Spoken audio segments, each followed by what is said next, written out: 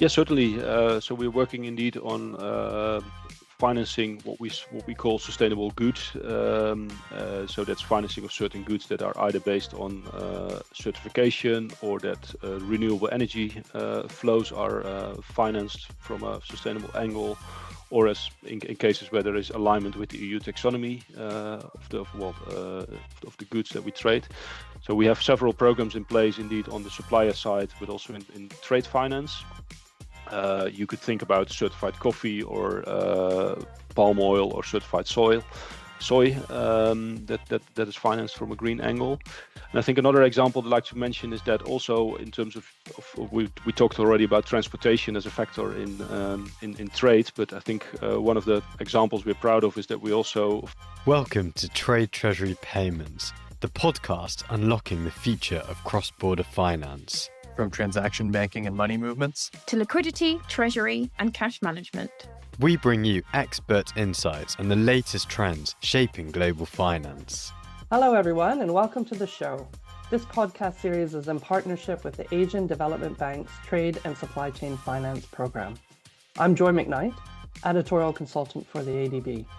In today's show, we'll explore ways in which banks are embedding climate and sustainability criteria into trade and supply chain financing, and how this is reshaping the future of global trade. Joining me are three experts, and I'll ask them to introduce themselves. Thank you, Joy, and very pleased to be here. My name is Simon Bodeas. I work for Rabobank as a Director of Sustainable Business Development and with a specific focus on trade and commodity finance in our operation. Thank you, Joy. My name is Ara Makaryan. I'm working at ARMSWISSBANK, a corporate and investment bank in Armenia, which has very specific focus on sustainable development financing. And I am responsible for business development department. Excellent. Hello, good morning, Joy. Thank you for this opportunity. My name is Pablo Pérez-Montero. I work for CaixaBank, and my role goes over the covered all the sustainable finance activity globally for corporate and investment banking, and also the ESG advisory service that we cover from the same division. Thanks for joining me for what I believe will be a fascinating discussion.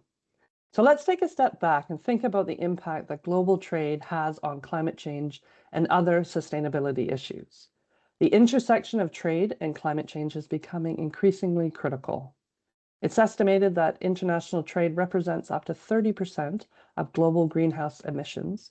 So the attention is on reducing these emissions as part of wider efforts to mitigate climate change.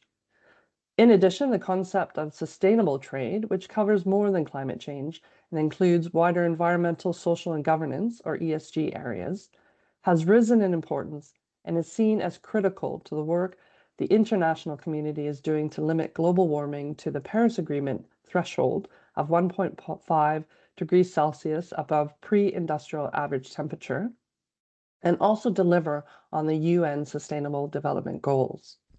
There's been much effort by commercial banks, multilateral development banks like ADB, and global industry organizations like the International Chambers of Commerce, or ICC, to highlight the role that trade and supply chain finance industry can play in driving the transition to a more inclusive, responsible, and resilient global economy. Working together, industry players can support businesses in their sustainability journey, fostering innovation, transparency, and social responsibility. In many ways, it's almost like pushing at an open door. Across the world, companies are recognizing that sustainable ethical practices not only benefit the environment and society, but are also essential for long-term business success. Embedding ESG factors is increasingly important in global trade and supply chain resilience, as well as mitigating risks created by climate change. But there's still some challenges to grapple with, including greenwashing risk, data availability, and lack of standards. So Simon, I was going to pose the first question to you. Where are you seeing the greatest opportunities for driving trade and supply chain finance linked to ESG factors? And then on the flip side, what challenges exist for mainstream adoption? Yeah, thanks, and that's a great question. from my point of view, there are several opportunities in the first place. There's a great opportunity linked to the energy transition. Renewable energy requires all kind of traded resources. You could think about the metals required for wind, solar, and battery storage, but also carbon capture and storage and climate change adaptation projects require resources that are traded. Secondly, for Rabobank as a food and agricultural focused bank, the food system transition similarly provides opportunities for sustainable trade and supply chain finance. For instance, certified commodities or deforestation-free agricultural commodities flows can be specifically financed from a sustainability angle. And thirdly, the shift to a circular economy revalue goods that previously were not reused and hence not traded.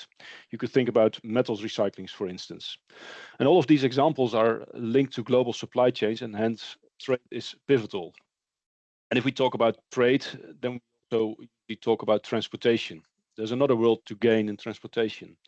For instance, on wind propulsion technologies in maritime logistics, low carbon fuels, for which so-called blue loans are offered. And then, yeah, trade is certainly, in conclusion, a pivotal enabler for the long-term transition. And that's exactly also one of the challenges, because usually trade is of a short-term nature. And we need to believe and safeguard that it drives long-term impact at the same time. Another challenge is that whether trade can address all sustainability themes. For climate, that's relatively speaking much easier than for nature and sustainability. Lastly, challenges there in the lack of standardization in activities and measurements. So we very much value the development of the ICC principles for sustainable trade, for which we already endorsed the principles for green trade finance, and those developments are certainly moving in the right direction. Excellent. All right, thank you so much for that. I thought that was super interesting, Simon. I think there's many new developments in the market, where there's new sort of sustainable finance instruments, new regulatory frameworks, and then adoption of advanced technologies like AI and blockchain. So Pablo, I'm going to pose the next question to you. How are you seeing trade and supply chain finance evolve to meet sustainability, regulatory, and market expectations? Thank you for this question, Joy. It's an interesting question and probably one of the main topics that we're nowadays talking with several clients and many sectors. Trade finance is undoubtedly undergoing significant transformation nowadays, increasingly integrating ESG criteria as a result of regulatory pressure and market demand. The trade finance activity and the role of the multilaterals are naturally aligned with the sustainability, and it's an essential part of our enhancing the economic and social development, probably more in the social side. And it's extremely relevant to promote the development of vulnerable areas and geographies. At the international level, the World Bank is actively promoting sustainable financing instruments in emerging markets, using them as tools for both economic development and climate social risk treatment or management. The International Chamber of Commerce that you mentioned before is working also to standardize principles and criteria for sustainable trade, which obviously will help to facilitate adoptions across financial institutions. If we go over the regulation side with the Stop of the Clock Directive, we have seen how the regulation is slowing down regarding the implementation and the speed. We are nowadays living with the omnibus package, several regulatory pieces and requirement that progressively go slowing, such as CRD, CCDD, etc. At CaixaBank, we see this evolution as a strategic opportunity to develop innovative financial solutions that support our clients in their transition efforts and to to stronger resilience and long-term solutions. For this reason, we launched in 2023 an initiative to boost the sustainable trade financing activity.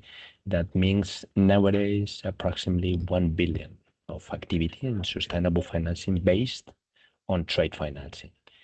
And in 2025, we are expanding this effort with a key initiative with the specific lines of actions that we are going to go deeply after. If we go over the sustainable chain financing area, it is probably one of the hot topics in the last year. It is part of our strategic dialogue with the main clients, and something really important to expand the impact from our activity to the rest of the value chains in the top pieces with our providers and resources, and in the rest of the value chain with the activity that we promote to our clients. Based on sustainable chain finance products, we launched at the beginning of 2025 a truly initiative, an innovative product based on sustainable financing solution. That solution is a special product linked to the evolution of the ESG performance of the suppliers that are involved in this transaction, based on an independent source, and grants a better financing condition according to the ESG performance of the provider. It is a very innovative solution because we covered globally all the universe of providers that could be involved in this kind of transaction, with an innovative solutions intends to bring them the impact in terms of price and conditions directly to the providers. The first time that a product goes over this direction, and absolutely involved in the CaixaBank platform that all the clients and providers could interact directly with the platform. And these products received recently an award from Environmental Finance that means the most initiative product launched in 2025 based on this sector, and we are very honored to share with all of you these recognitions here. Excellent. Well, congratulations on winning that award. I think that's really interesting. Obviously, there's a lot of things happening in terms of new initiatives, etc., which I'm going to get to. I'm going to ask of the other banks on the podcast to comment on in a few minutes. But first, I wanted to go back to something that you talked about at the beginning, Pablo, which is really around the role of multilateral development banks. Because obviously there's a real need to mobilize private capital, provide risk mitigation instruments, and establish sustainability standards. And MDBs like ADB, the European Bank for Reconstruction and Development, and the African Development Bank are stepping in to provide this support. And Ara, how would you say that MDBs and private-public partnerships can help accelerate sustainable transaction and trades? Thank you, Joy, for this very good and relevant question, because on our experience, we have evidenced the importance of multilateral development banks in accelerating our capacities for sustainable transactions and trade deals. To make it more structured, I can respond that multilateral development banks and public-private partnerships, they play an absolutely catalytic role in accelerating sustainable trade and supply chain transactions, and especially in emerging markets like Armenia. And we can divide their impacts in two parts. One of them is de-risking and enabling of bankability of transactions. In particular, one of the biggest barriers to sustainable trade in the perceived risk is that whether it's new technologies, new markets, or climate-aligned business models, And MDBs help close this gap by providing partial guarantees, blended finance structures, and longer tenor concessional lines that commercial banks cannot offer on their own. And this is a very huge support, and it unlocks transactions that would not happen otherwise. And at ARMSWISSBANK, we clearly experience this through our close cooperation with such institutions as Asian Development Bank and others, with whom we also work. And their instruments allow us to finance like energy efficiency upgrades, renewable energy inputs, and climate smart supply chains at competitive terms. For example, one of our biggest deals in solar power plant financing, it was supported by instruments of trade finance. And we imported it from China by applying these accreditives, etc., a letter of credits. And second impact, it is standard setting and capacity building across the financial sector, because multilateral development banks are often the driving force behind adoption of environmental social governance frameworks, taxonomies, and IFC performance standards, and also their support for improved climate risk management.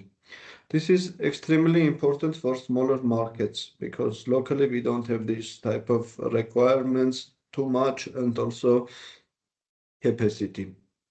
Through technical assistance and readiness support, multilateral development banks help local banks and corporate companies, SMEs, to understand what is green, what qualifies under green, and how to monitor impacts, and how to also integrate sustainability into their business operation. On our evidence, with support of Asian Development Bank, we upgraded our environmental social risk management system through technical assistance and now have better understanding about it. And to summarize, I would say that multilateral development banks, they create enabling environment, policy, risk mitigation, and knowledge, while mobilizing also the capital required for sustainable transactions to scale it. And for markets like Armenia, this partnership model is of very high importance. It ensures that sustainability is not just a part of policy of aspiration, but a practical, investable reality through the trade ecosystem. And here we at ARMSWISSBANK, we are committed to advancing this agenda and see MDBs as core strategic partners for making this transaction to happen. Thank you. Excellent. Thank you so much, Ara. Thanks, Ara, and I think it's very well put on how you described it. And what I'd like to add is that we should not underestimate the role of the multilateral development banks to set market standards, because that's also, from Rabobank's perspective, contributing to our trust in the financial network. So that's boosting both the local economies, but also our ability to cooperate with the banks in the developing markets. So it's going either way, and it also gives us, as in the banking network, a lot of trust when ADB has contributed to further development of financial institutions. Excellent. All right, thanks for that, Simon. And then the next question I had really was sort of carrying on from that, and also talking a little bit about what you mentioned, Simon, in your first answer, which is really around the work that the ICC has done in developing standards. And then it just announced its second cohort of international banks endorsing its principles for green trade finance, which you mentioned. It says it will bring a total market coverage to approximately 70% of Europe's trade finance sector. Of course, Rabobank is one of the cohorts. So Simon, what has been Rabobank's experience? And then how do you think we should move forward on definitions and taxonomy around sustainable transactions? Well, indeed, the principles from the International Chamber of Commerce, they help to set industry standards, and it's progressing well with the industry in this regard. And I think indeed the endorsement of the second cohort is exemplifying that. It's indeed a framework that outlines an assessment for green trade finance transaction, and that aligns very much with the LMA's Green Loan Principles, the Loan Markets Association Green Loan Principles, which is already an established market standard. And this is, well, I would say the deduction thereof made specifically for trade finance. And the principles for green trade finance, they basically look at the purpose of the traded goods or the characteristics of the underlying traded goods.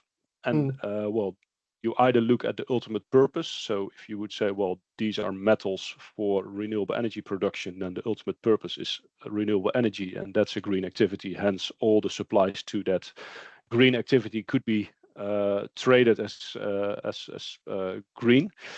But in many cases, you don't know what the ultimate purpose is, especially in commodity markets. That's hardly known. And that's exactly, I think, on the one hand, it's a very much appreciated framework. On the other hand, I think there is also room for improvement, giving the recognition also for well, sustainably produced goods at origin, rather than looking at the ultimate purpose. So if you look at the metals for renewable energy, you can say, well, it's very brown metal, so to say, but they go to solar panels. Then it's can be labeled green, but you could also say, well, if it's well, low carbon metals that are used for general industry purposes, well, that should also be appreciated. And that recognition is currently not yet in the ICC principles. So we would like to see some more appreciation or incentives for green upstream activities, so to say. And I think secondly, what's helpful is indeed related to a taxonomy, or at least to markets points of reference in the market. I think that's also that it should be very helpful if there are a list of trusted certifications published or endorsed by the ICC that say, hey, if the goods are certified, then they comply with certain characteristics, and then we don't need to assess each type of goods on its own per transaction, but we can say, well, if as long as it's certified, we're comfortable in taking this forward. So that would be indeed some points of improvement that we would say would be very much welcomed also on our side. Excellent. And Pablo, did you want to add anything? Just to talk about the three typologies, you know, when we talk about definitions and alignment of our activity with standards, we always work based on probably the main global standards nowadays in sustainable financing, the LMA principles for lending activity, and the ICMA principles when we are talking about the bonds market. These both standards, and additionally based on the taxonomy align and development, it is probably the three main pillars for our activity to promote the eligibility of the different activities, sectors, and types of financing that we are promoting, linked to the sustainable financing standard typology.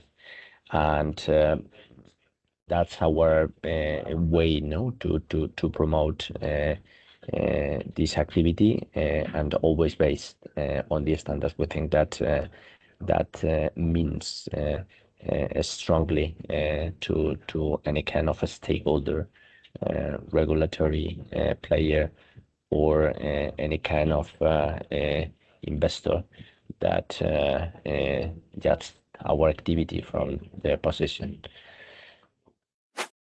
Hey, enjoying this podcast? Hit that follow button for more. Done? Let's get back to it. Excellent. Okay, great. So now let's hear some practical examples of what the banks around the table are doing today. And then maybe, Simon, maybe we can start with you in terms of, can you explain briefly plans or initiatives to boost sustainable trade and supply chain finance at your institution? Yes, certainly. So we're working indeed on financing what we call sustainable goods. So that's financing of certain goods that are either based on certification, or that renewable energy flows are financed from a sustainable angle, or as in cases where there is alignment with the EU taxonomy of the goods that we trade. So we have several programs in place indeed on the supplier side, but also in trade finance. You could think about certified coffee or palm oil or certified soy that is financed from a green angle. And I think another example I'd like to mention is that also in terms of we talked already about transportation as a factor in trade, but I think one of the examples we're proud of is that we're also financing propulsion technologies in the maritime sector, which contribute to the emission reduction in the actual transportation of all the traded goods. So that's a bit of a different angle, I think, towards trade finance, but at least certainly a contributor to the sustainable finance agenda, and also emphasizes that a certain type of capex investments can also contribute to sustaining the trade dynamics in this world. So yeah, we already work on sustainable finance. We work on we further will implement the ICC principles and be part of the further development thereof. And yeah, we'd like to move on and put also more cases under the sustainable finance frameworks, I think. And I think that relates to an earlier comment that in my perception, you also need a bit of opportunism in saying, hey, this can be labeled sustainable because it's much better than conventional. And what I see is also a tendency that we always strive for an A+, whether a C would also meet the bar in terms of sustainable finance. And I think that's a bit of a pitfall at times that I see happening in the playing field where we're too ambitious and losing the ultimate purpose out of sight there as a result thereof. Excellent. And Ara, did you want to add anything in terms of some examples of what ARMSWISSBANK is doing? Sure. Thank you for this opportunity. And I was thinking just what we do to accelerate sustainable trade and green financing. I can say that for recent 5-6 years, we have done a lot, and examples are like we have integrated annual reportings of GHG emission of our portfolio and activities, which support us to target how we develop on our green agenda and try to increase it. We hired a very experienced specialist on green and sustainable sector who has very good understanding of ESG and supports us to find opportunities in each transactions we are doing and support our clients as well. And from time to time, we also initiate learning activities for our staff as well as for our clients, whom we transfer the benefits of investing in sustainable kind of technologies and doing like procurement or something in a way that it's also environmentally friendly. The same we do at the bank. For our procurement, we always try to give privilege to the goods which are more green and environmentally friendly. Thank you. Excellent. And Pablo? Thank you for the opportunity. Based on both activities, beginning by supply chain finance, just to go over the things that I mentioned at the beginning. We're launching 2025 at the beginning of this year a sustainable supply chain finance product that means a strong innovative solutions in order to change the focus of measurement of this kind of ESG performance link prices to the providers, giving them a special role in this kind of financing, because at the end they are the protagonist of these kind of solutions. Just to recognize that the sustainable finance activity is the main way that we have as banks to promote or to impact in our clients in order to give them solutions that meet their necessities that after they use to generate additional impact on their value chains, providers and clients. And going on the sustainable trade financing, that is the key focus of this conversation.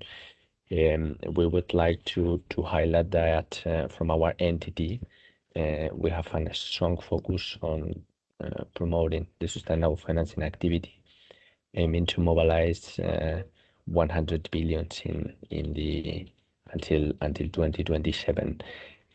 To achieve this figure, we need to strengthen our positioning in whole sectors and activities that we are present globally. And this is the reasons because we have the aim to promote this activity with initiatives that means the involvement of the ESG variables in the traditional products of financing. To strengthen this leadership and to promote these figures based on sustainable trade financing, and since 2023, we progressively promote our activity with the main multilateral institutions, such as IFC, EBRD, obviously IDB, development on a specific dialogue with them, trying to have a deep understanding about their procedures, their traceability, and their positioning in order to link with our aim and objectives, trying to be close of them to develop specialized transactions in separate geographies. We are actively developing specific initiatives in all the divisions or the types of products that we are promoting with the multilaterals. But I would like to highlight the activity that we are promoting from the beginning of 2025 based on three main lines of action. Firstly is the sustainable trade finance use of proceeds transactions. When we identified the type of investment that we are trying to finance, and depending on these investments, these assets, we verify the traceability in terms of eligibility to go over the green side financing or the social side financing. This is something that applicable to documentary credits, warranties, and any kind of products that we are promoting in the trade financing plain vanilla activity or normal activity, with involving specifically the wording that allows us to identify the underlying assets that are behind this financing, and the criteria in terms of alignment with the eligibility of the green loan principles or the social loan principles, helping us obviously to identify more number of financings with this kind of labels and to involve them in our sustainable finance activity. The second line of action go to the direct financing that we are doing to banks when our clients are financial institutions, mainly working capital and trade loans. It's our financing that normally happen in a bilateral way, financing directly bank to a bank, where we propose the possibility to classify this transaction as sustainable financing and under the framework that this bank have or may to improve or to help them to develop a special framework to base or to include this transaction in their framework, and after they can use these assets as a collaterals for the issuance to take funding from the market in with its bonds. these kind of operations and transactions enable and challenging of funds towards to ESG aligned activity and reinforce the role of the banks as an impact multiplier in their in their respective markets or activities that we have. And the third line of actions that we would like to highlight is when we develop financings based on the multilateral warranty. That it is obviously this kind of dialogue that I mentioned before that we have with the main ones, multilaterals globally, ADB, IFC, BRD, BID, etc. And we work very actively with these trade financing warranties programs with the multilateral institutions. These entities are strong promoters and experts in sustainable financing in the regions that it is important to highlight that are very normally so far from our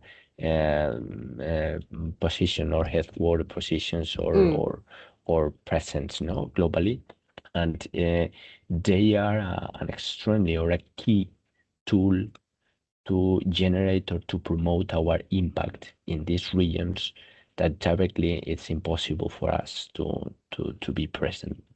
And the strong communication and that we have with them, maintaining bilateral collaboration through these international institutions allows to us to identify large figures as a sustainable financing.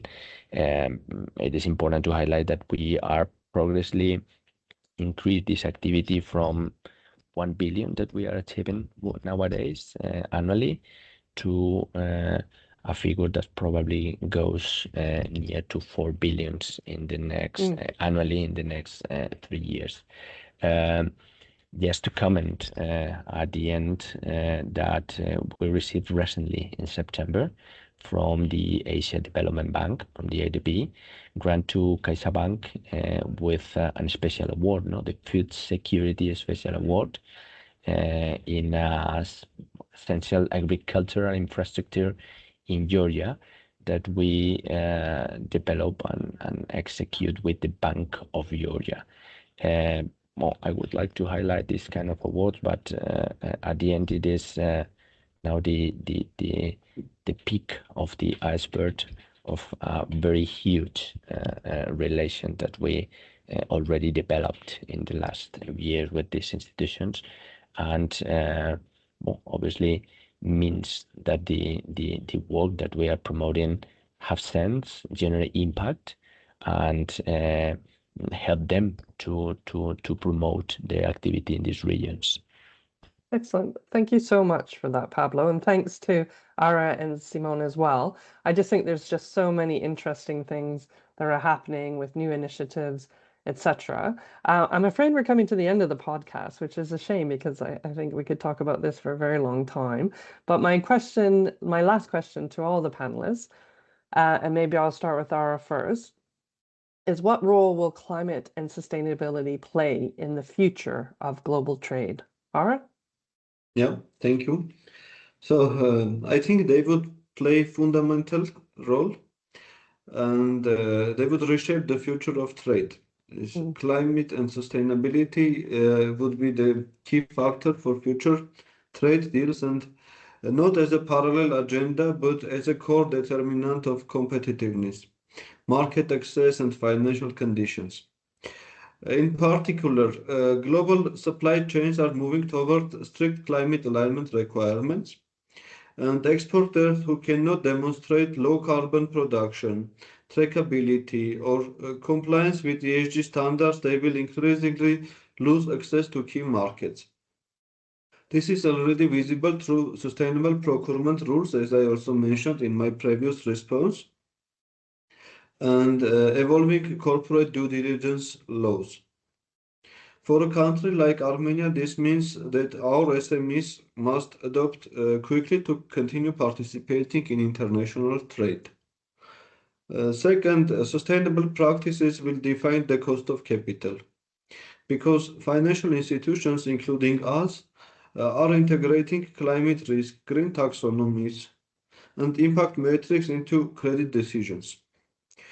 Companies with resource efficient, low emission, and climate resilient operations will secure better financing terms, longer tenures, and greater investor interest. And sustainability will become a financial advantage, not a compliance burden for them. And third, new trade opportunities will emerge from the green economy itself because demand for renewable energy components or energy efficient technologies or sustainable agriculture, water management solutions, and circular economy, their inputs will grow rapidly, which means countries and banks they position themselves early. The ones which position themselves early, they would capture new export markets. And this is exactly why here at ARMSWISSBANK we are investing in climate aligned financing quite heavily. And we are doing a lot of capacity building activities because we see that green value chains are becoming the trade drivers of next decade. And finally, climate and sustainability will promote greater resilience, which is essential in today's volatile geopolitical and economic environment. Supply chains that are energy efficient and climate resilient and also socially responsible, they are simply more stable and attract more partners and face fewer disruptions. In short, I think that sustainability is becoming the new language of global trade, and it will influence what is produced, how it is financed, and where it can be sold. And for Armenia and for our Swiss bank, embracing this transition early is not just an environmental commitment, but it is an economic and strategic imperative, and we follow this agenda. Thank you. Excellent. Thank you so much, Ara. That was a very comprehensive answer. Pablo, do you have anything to add? Yeah, from our perspective, we always know that sustainability, talking about sustainability, like the impact that we can generate over our clients that are involved using any kind of variable or business linked to the environmental area, or generating a special social impact, or involving governance variables to improve their traceability and manageable. We are really conscious that since 2017, clients and world market interest in the sustainable financing has grown significantly, peaking in 2024 with big figures from the lending market and bonds market also. Probably we are really close to meet these figures in 2025, but the financial solutions have evolved considerably over this time. Now we are registering 80% of the volume in the market was represented by the green loans and bonds, and probably the environmental variable, it is the key protagonist in terms of financing figures. But the social side goes progressively increase in terms of importance, because at the end, the first thing, it is always linked to promote the second one, because at the end, we are always trying to promote the development, the accessible, and the potence of resources that the people and societies need to develop their lives and societies. And moving forward, the focus will be on developing sophisticated sustainability links structures, giving flexibility and capacities to involve any kind of products for all sectors, and trying also to involve any kind of clients in terms of size, not always be focused on the big clients, the big corporate ones, also to develop solutions for the SMEs and for the mid-market companies in order to generate a wide impact over all the economy. We believe that despite the geopolitical changes and pushback that we live in the recent times, the sustainability financing will continue to have a growing trajectory, a positive impact over the global economy, and increasingly, progressively, the importance to be embedded in the ADN of the different entities that we are trying to promote this world, and embedding the society in terms of behaviors, culture, etc. We are deeply involved and commitment in this way, and we are very optimistic for the main future. Excellent. Thank you so much. And last word from Simon. Yeah, thanks, Joy, and echoing on what has been said. I think there's more pressure on improved performance from a sustainability perspective, and there's definitely a need to change, but that at the same time also provide ample opportunities from a business development perspective. And I think we as a banking sector should embrace also these opportunities, which are double material, to use a sustainability term. I think they're both driving the sustainability agenda and driving sustainable impact, but at the same time could be instrumental to also drive business opportunities for financial institutions.